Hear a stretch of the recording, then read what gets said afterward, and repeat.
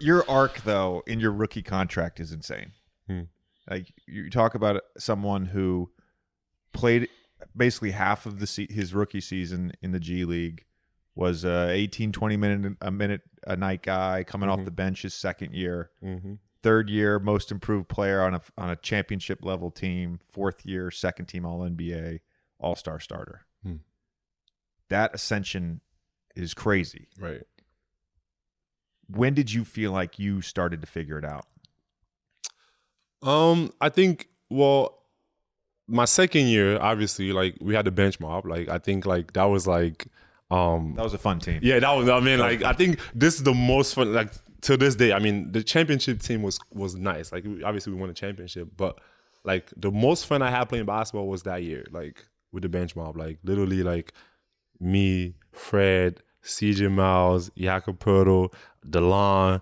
I mean, like I think sometimes Norm came off the bench. Like literally we had like a squad, and like we just love playing with each other, right? Like we love like just sharing the ball, like just like running. Like I mean, obviously at that time, I'm just like I'm going like this, like miles per hour, and Jakob is blocking shots, and CJ just shooting, it's lights out, and we just had so much fun, and it was never like, yo, like I'm trying to score or whatever. Like it was just all of us like, you're gonna get yours, right? Like doing whatever we do as a team.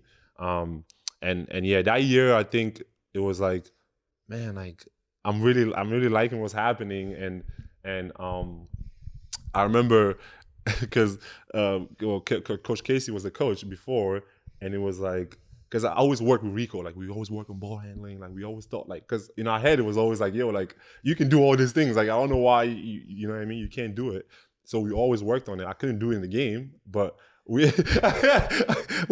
always worked on it. And I think one funny story I like to say was like, so Coach Casey was like, so I was dribbling the ball down the court one time. So I was doing the DHO, and literally everyone was getting denied, and like, so I'm like out there like going on each side trying to like get the ball to someone, because I'm like, I'm not even looking at the rim at that time. I'm like, yo, I'm just trying to get the ball to somebody. And he was like yelling at me and screaming, and he was like, oh, like just hold the ball, like, and make them look like, kind of like make them, somebody come get it, like in terms of like, yo, like this is what you're supposed to do, right? Like you can't do nothing else. And that always stuck with me, because it was like, yo, like, and from that day I was always telling Rico, like, yo, we're gonna keep working on this, and we just want to wait on our opportunity. And I think when Nick came in, it was like, I think he was more open into like different things, and it was like, man, like you can handle the ball, like, and I think DeMar and Kyle, they also saw it, because they saw me work every day. Like I'm in the gym every day, I'm working on my ball handling, I'm doing this. And they started telling Coach Casey, even like by the end of that year, it was like, yo, like Pascal can bring the ball up, if he gets the rebound, he can dribble down the court, and we can play, like you can do whatever. So I think then it was like a little by little, I know I'm getting more freedom, right? And now it's like I'm trying to get every rebound that I can get, because when I get the rebound, I can bring it up. So, and then from there, it was like just slowly, gradually just getting better and better. And with Nick, at some point, it was like equal opportunity type of basketball that we played. And we played like that with the bench mob. And it was like, whenever you get the ball, you can do something, do it. And I think it started growing from there. And after my second year, obviously, like third year, it was just like a different type of confidence, just coming in.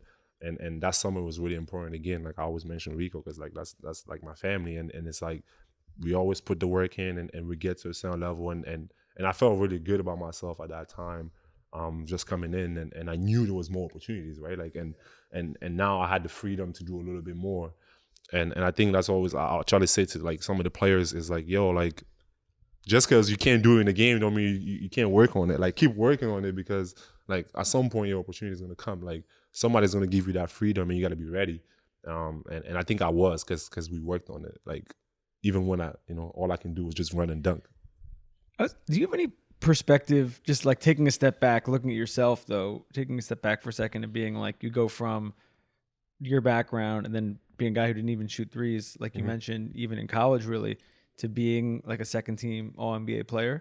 Because generally, like, we've had a lot of people on the pod who have had crazy backstories and everything like that, and making it to the league is a huge accomplishment. Right. But we haven't had anyone on the pod who's been second team All NBA, who's come through that backstory. You know what I mean? To reach that level of that level of success? Yeah, no, it's crazy. Again, I would love to say like, yo, I was expecting it because I put the work in, right? Like, but sometimes it's just things that happen, and I'm blessed, and I give credit to everyone that's my team and all the people that I work with.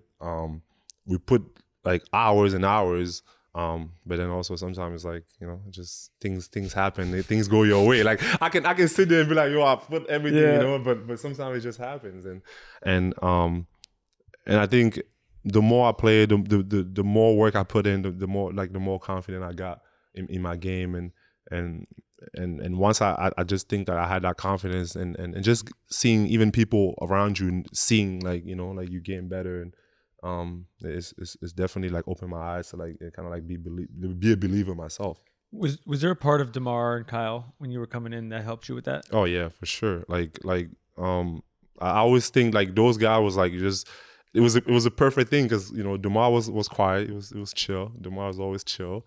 And then Kyle was always like the more vocal person, and those two together just like they showed us everything, like in terms of like like Kyle's in here every single day. He's the first in the gym, getting his work done in the morning, like doing everything.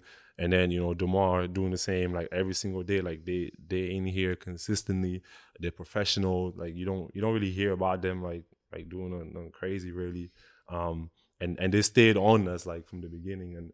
And also we had a great group together like coming in. Like it was me, Fred, Jakob, Norm probably was like his second year or something, like DeLon. Like so we had like a young group of guys, and then we had vets that was like show us how to be, but we also had fun. Like we also because we had people that we could have fun with, and it was like a crazy dynamic to have, and I think that's what made it so great. And yeah, if one thing I just learned from those guys, just being a professional, and obviously the little things they taught us about, like like how to move and some of the things that you just can't do in the NBA, or like and yeah, it was just great to have those guys. I mean, super blessed that they were here when we were here.